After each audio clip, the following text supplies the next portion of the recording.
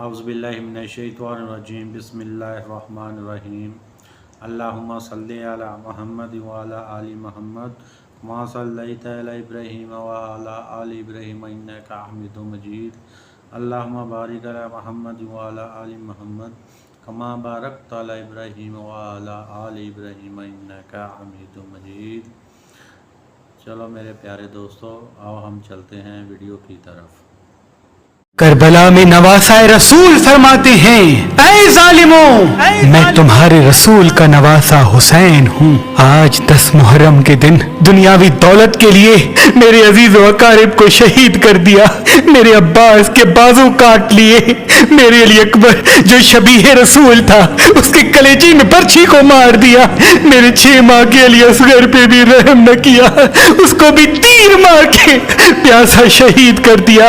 آج میں اس زمین و آسمان کے بیچ میں یہ اعلان کرتا ہوں کہ اگر اللہ مجھے 1000 زندگیاں دیتا، 1000 اکبر دیتا، 1000 اصغر دیتا، تو میں سب اللہ کے دین پہ قربان کر دیتا، اور میرے خون کا ذرہ ذرہ اللہ کے دین کی گواہی دیتا رہتا۔ تاریخ نے لکھا، فوج یزید سب زور زور سے ہنس رہی ہے، امام حسین کے خطبے کا مذاق اڑا رہی ہے۔ اتنے میں عمر بن سعد کہتا ہے، حسین سے فردن فردن نہ لڑو، کیونکہ یہ علی کا شیر ہے، اور میں نے حسین کی جنگ دیکھی ہوئی ہے۔ اس کربلا میں کوئی بھی حسین کو ہرا نہیں سکتا۔ 700 کا لشکر حسین کے دائیں طرف سے اور 700 کا لشکر حسین کے بائیں طرف سے اکٹھا حملہ کرے۔ تاریخ نے لکھا، علی کے شیر نے ایسے وار کیا کہ سب کے سب فنار ہو گئے۔ فوج یزید میں کوہرام برپا ہو گیا۔ جب یزید کے بڑے بڑے بہادر امام حسین کے ایک ہی وار سے فنار ہوتے تھے تو فوج یزید بھاگنا شروع ہو جاتی ہے۔ پھر عمر بن سعد کہتا ہے، اب لشکر سے حسین کو شہید کرنا ممکن نہیں، جاؤ خیموں کو آگ لگا دو۔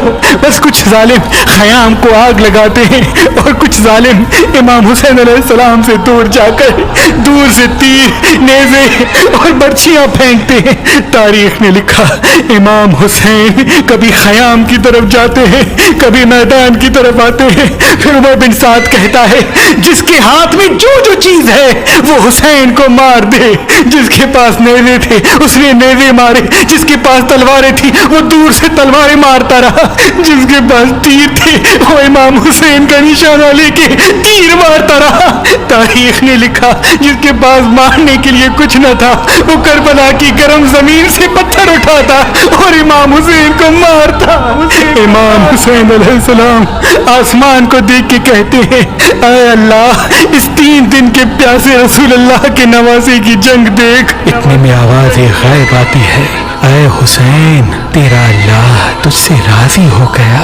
مولا حسین ذوالفقار کو روک دیتے ہیں، اور ظالم مسلسل امام حسین کو نیزے اور تیر مارتے رہتے ہیں۔ اتنی دیر میں ایک ظالم امام حسین علیہ السلام کو پیٹھ میں ایسا نیزہ مارتا ہے کہ آپ گھوڑے کی زین سے زمین پہ آ جاتے ہیں۔ تاریخ نے لکھا، امام حسین کے جسم پر اتنے تیر تھے کہ امام حسین نہ گھوڑے کی زین پہ تھے نہ زمین پہ تھے۔ فوج یزید میں خوشی کا ماحول برپا ہو جاتا ہے، سب زور زور سے کہتے ہیں کہ ہم نے نواسہ رسول کو شہید کر دیا۔ اتنے میں شمر کہے، دیکھ کیا رہے ہو، جاؤ حسین کا سر کاٹو۔ جو جو امام حسین کے قریب جاتا تو امام حسین کی آنکھوں میں ان کو رسول اللہ کا چہرہ نظر آتا اور وہ رو کے واپس آ جاتا۔ شمر کہتا ہے، رو کیوں رہے ہو، یہ حسین کا سر نہیں، بلکہ یہ سوچو کہ اس سر کے وزن جتنا سونا ہمیں یزید دے گا۔ بس قریب آتا ہے اور امام حسین علیہ السلام کے گلے پہ خنجر رکھتا ہے، دیکھتا ہے کہ امام حسین کچھ کہہ رہے ہیں۔ جب سننے کی کوشش کرتا ہے تو امام حسین کہہ رہے تھے، اے اللہ، تیرے اسلام کے لیے میں نے اپنا سب کچھ قربان کر دیا۔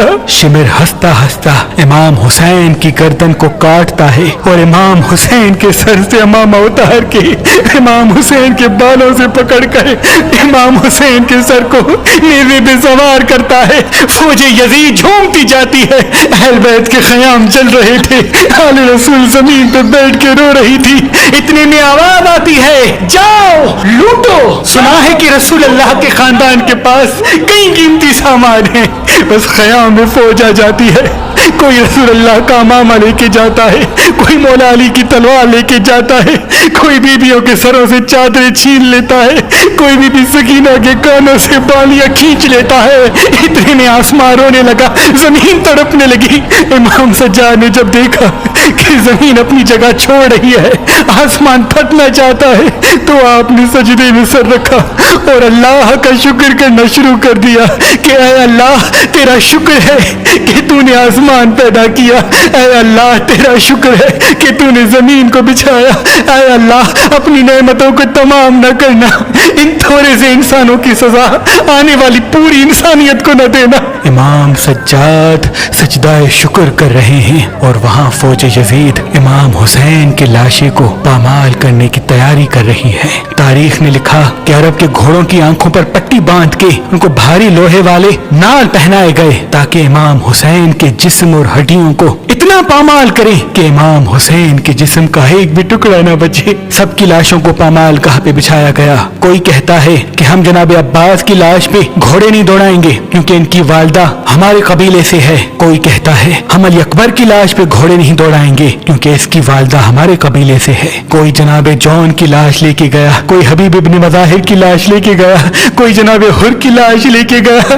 تاریخ نے لکھا سب کی لاشیں ہٹنے لگی، صرف کربلا کی گرم زمین پہ امام حسین کی لاش پڑی رہی۔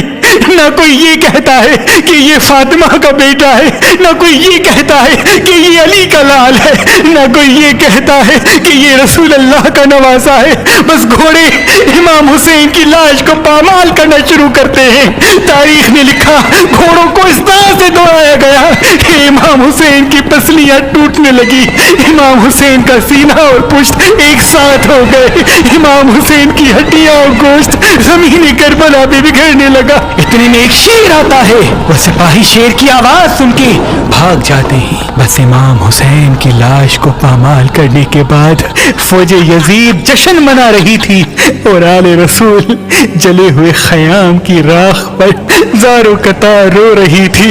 بی بی زینب کبھی عباس کو یاد کر کے روتی ہے، کبھی اکبر کو یاد کر کے روتی ہے، کبھی معصوم علی اصغر کو یاد کر کے روتی ہے، تو کبھی دور سے اپنے بھائی کے جسم کے ٹکڑوں کو دیکھ کے اپنے نانا رسول اللہ کو کہتی ہے یا رسول اللہ آپ کی امت نے اس حسین کے جسم کو پامال کر دیا جس کو آپ کندھوں پہ اٹھا کے کہتے تھے کہ یہ جنت کا سردار ہے، یہ مجھ سے ہے میں اس سے ہوں، یہ مجھ سے ہے میں اس سے ہوں، یہ مجھ سے ہے۔